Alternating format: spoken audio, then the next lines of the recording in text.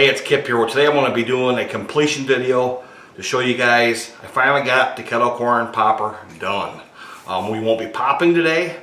That'll be coming up very, very soon. I promise you that.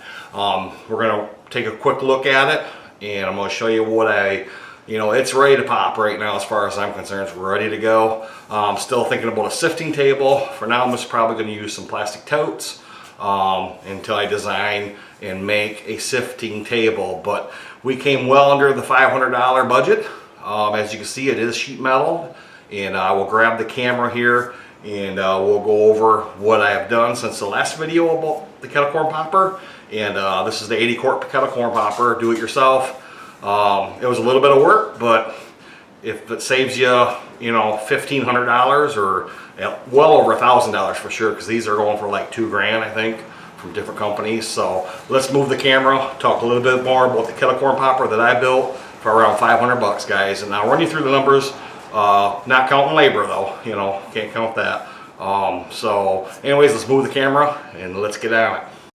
All right, guys, let's take a quick look at this. I do have it all sheet metaled in. This sheet metal is actually a lot thicker. This ended up being some 12 gauge steel, so it did add quite a bit of weight to it.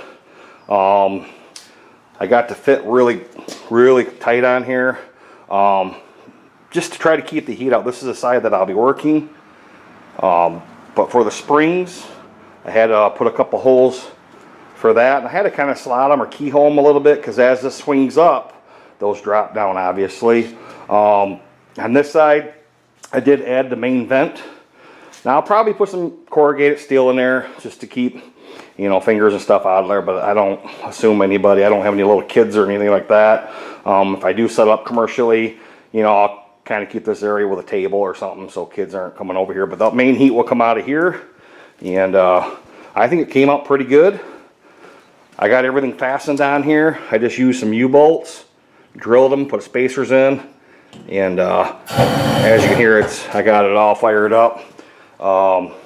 This is a 20 psi regulator. I think it'll do well. Obviously at first I'm going to boil some water, clean the pot real good. Let's give her opened up here, take a better look inside. So everything's been, I still got to fasten down the pilot. It wiggles a little bit. I got to get another hose clamp or some kind of clamp for it. That there is a cup on there. I drilled it out to, I think it's a number 60, which is 1.5 millimeter, I think. I'm not for sure exactly, but I think it's a number 60 drill bit. And as you can see, it is adjustable. I mean, you can adjust it. I think I'm still going to put a shield on it, but you could turn it right down, and but it doesn't blow out or nothing. But maybe in a windy day, I might have to turn it up some more. That's only if you're doing a batch, consecutive batches. But I'm pretty happy with it. As you can see, this is all cut out rather nicely. That took a little bit of while, I'm not going to lie about that. I actually torched it and then ground it out. I was kind of wondering if it would warp or something, but it obviously did not. It's really thick, as you can see up here. It's like a 11 or 12 gauge. Actually, I think it's 11 gauge steel. It was thicker than I just went to the local manufacturer place that sells steel to me pretty reasonable. So yeah, that's where we're at right now. Let's get on a piece of paper here and I'll jot down what I got into it. Not counting labor. I had a couple Saturdays into it. And the one Saturday obviously was to cut the metal for the frame. And then I had to cut the metal for the, I used a cutoff chop saw, like a cutoff saw, like a 4-inch Makita grinder to do all the straight cuts. It took a little while. That circle, I ended up just using a torch. Just kind of went little by little with it. Plasma cutter obviously would have been better. I don't own a plasma cutter. That's on my bucket list for some of these other projects I got coming up. And I think it came out pretty good.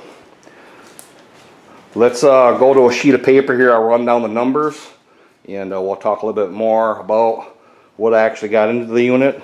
My budget was $500 and I'm right at that. So let's get a piece of paper out And I got some stuff jotted down here, everything excluding my labor, and obviously the propane tank. Everybody's got a 20-pound propane tank laying around. I may get a longer braided steel hose for this.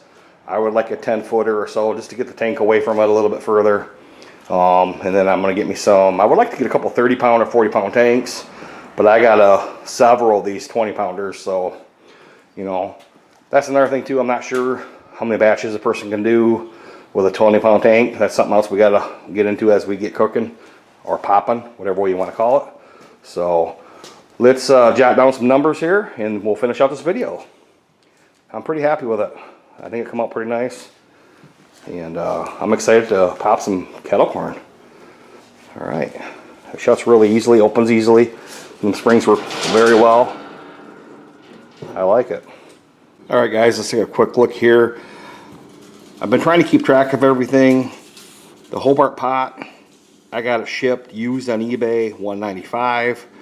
I've seen these, you know, hit and miss for well under 200 bucks. Look at your Facebook yard sales, Craigslist, that kind of thing. Steel tubing. Now I got a pretty good deal on some of the stuff. This was from a guy that builds trailers and stuff. He had some extra metal, made me a deal on it. I ended up getting 2 sticks, or 24-foot sticks. I used just about every bit of it. I got that for $70. I needed some 1x1. I got 2 8-foot pieces for 20 bucks. The springs I got off eBay, they were new, and they're like them garage springs we talked about. A guy used them, they were the wrong tension or whatever for his use. I got them off eBay, $14.95 shipped. Miscellaneous nuts and bolts, I go to Tractor Supply, I buy them by the pound. I didn't keep my slip, to be honest, but I'm thinking around 10 bucks. There's not that many bolts holding the casters on, the actual bowl and that kind of thing. A couple little U-bolts and stuff like that I had in the toolbox. I figured a couple bucks for those. Brass fittings, that cost me a little bit.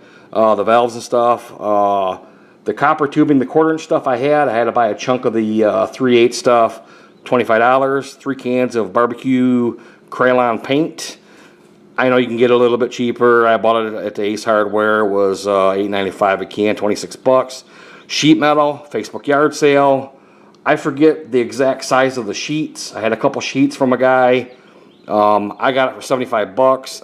I know if you went to a steel place to buy it, you'd probably be looking at 150, 125-ish. So my total is $452.85. Obviously, I'm not counting my labor. I'm not counting wire and gas for the torch, or for the, you know, for the torch and for the welder, that kind of thing. So, I mean, you can call it what it is. It's $500, just under. Let's finish up this video. We'll talk a little bit more about what's coming up next. Well, I hope you guys enjoyed the video. I can't wait to get this popping. I got corn, I got oil, I've got, you know, everything else I need.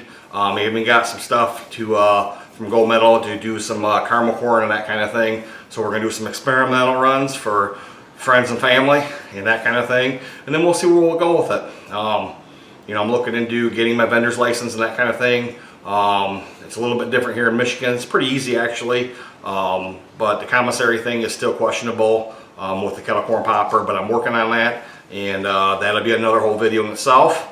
And who knows, we might set up in a parking lot somewhere eventually and try to make a buck or two. Anyways, guys, I hope you enjoyed the video. I'm excited about this. It was a fun little project that I did. You know, for being laid off and stuff like that. I have a seasonal job currently, and now I am back to work. I've been back to work for the last week now. So anyways, guys, I hope you enjoyed the video. I appreciate you guys watching. If you're not a subscriber, please subscribe, like, and share my videos. I would always appreciate that. But a lot more videos to come, a lot more barbecue videos to come, and do-it-yourself type projects. And as always, guys, thanks for watching. You guys have a great day, and we'll talk to you soon.